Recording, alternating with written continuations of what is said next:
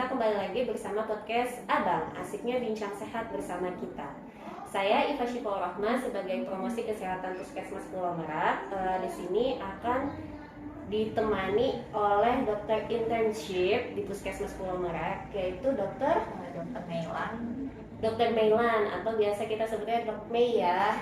Di sini Dok Mei mau menjelaskan tentang apa itu diabetes mellitus, karena di Puskesmas Pulau Merak ini banyak juga ya yang pasien yang terkena diabetes mellitus. Nah, di sini dokter akan menjelaskan tentang apa itu diabetes mellitus. Silakan dok. Makasih sebelumnya ya Teh. Di sini saya menjelaskan sebenarnya agak banyak ya pasien-pasien di sini, pasien-pasien DM cukup banyak dan kayak mereka tuh kurang care gitu sama diri sendiri. Nah sebenarnya DM itu apa? DM itu adalah suatu peningkatan kadar glukosa pada darah yang terjadi karena apa? Yaitu karena kadar insulin dalam tubuh itu sebenarnya bisa karena dia nggak ada sama sekali atau sedikit, atau emang si insulinnya tuh ada tapi si tubuh itu dia tidak bisa merespon insulin dengan benar. Nah iya, jadi kenapa insulin itu berperan sangat penting pada gula darah itu, pada glukosa atau hiperglikemi pada DM sendiri ini, karena si insulin itu adalah perannya untuk sebagai transportasi insulin.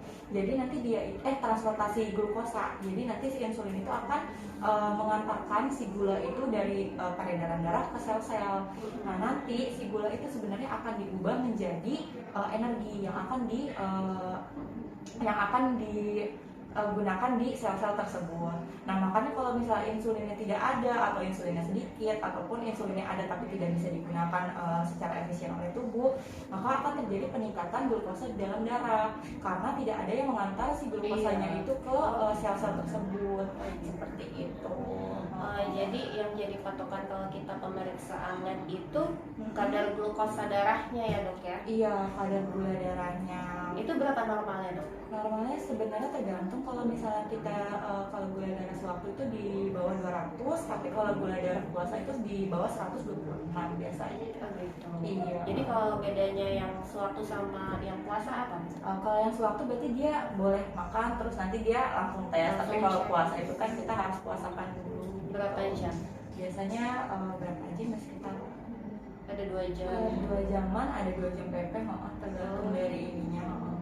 Kalau kira-kira yang beresiko itu siapa aja sih dok? Yang beresiko itu paling, kalau yang saya pernah baca dari penelitian-penelitian itu, yang paling beresiko itu pasien-pasien obes yang dia kurang aktivitas. Jadi dia kalau nggak salah tuh pasien obes itu malah 4 kali lipat bisa menimbulkan dia itu terkena diabetes. Terus kemudian pasien-pasien dengan riwayat keluarga itu bisa juga sebagian besar itu kalau nggak salah, kalau misalnya dia dari keluarganya dua-duanya ada riwayat keluarga diabetes, itu bisa sekitar 75% itu dia bisa terkena diabetes mellitus. Jadi kalau bapaknya diabetes biasanya nurun ke anaknya ya?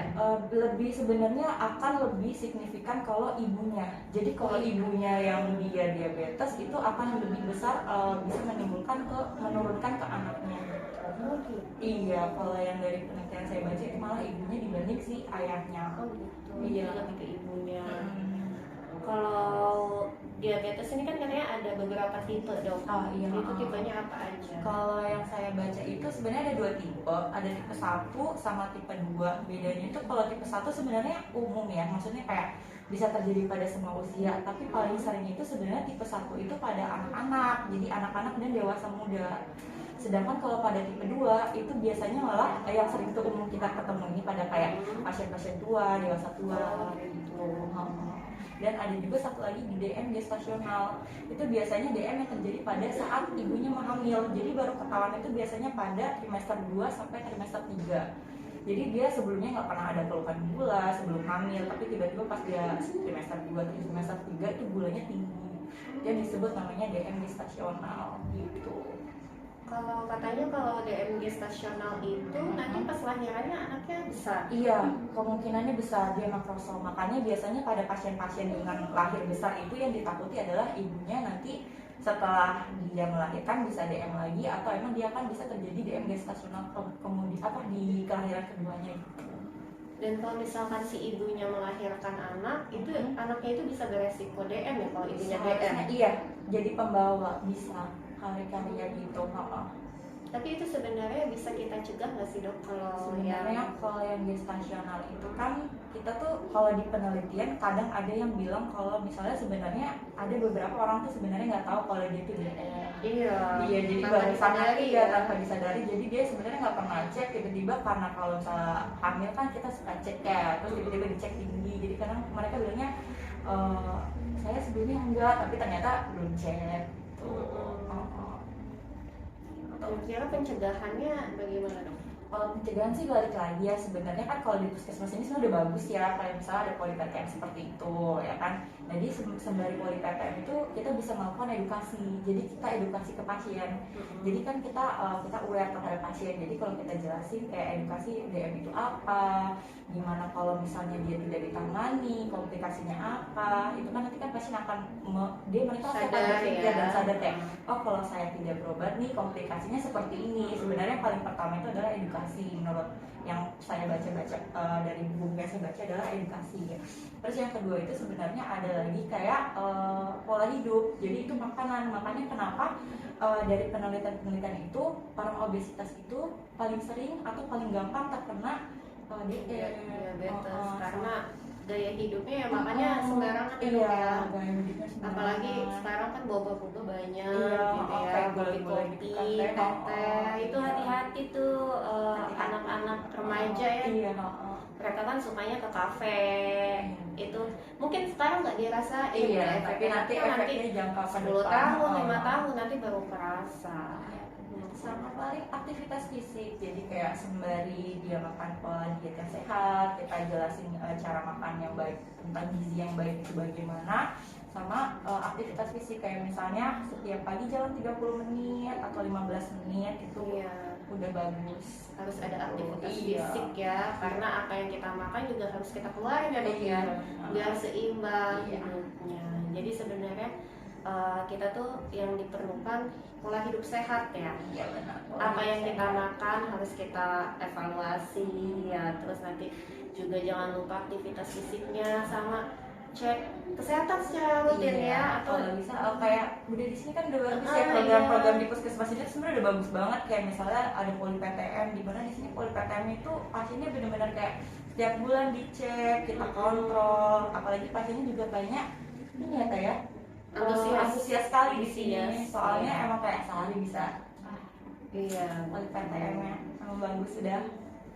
Menurut aku udah bagus sih dengan kayak gitu, kita bisa melihat warga-warga di sini kan juga selama dia kontrol, sembari kita juga melihat ke depannya gimana, apakah ada evaluasi, kita melakukan evaluasi perkembangan dia gimana setelah minum obat. Jadi itu penting terpantau. Jadi biasanya kalau kita tuh orang kesehatan nyebutnya cerdik, ya. Kalau buat mencegah penyakit-penyakit tidak menular itu ya, ada cek kesehatan rutin, enyahkan asap rokok, rajin aktivitas fisik, diet gizi seimbang, istirahat cukup, dan kelola stres. Sebenarnya kita ngelakuin 6 hal itu aja gitu ya, hidup kita udah sehat ya dok ya.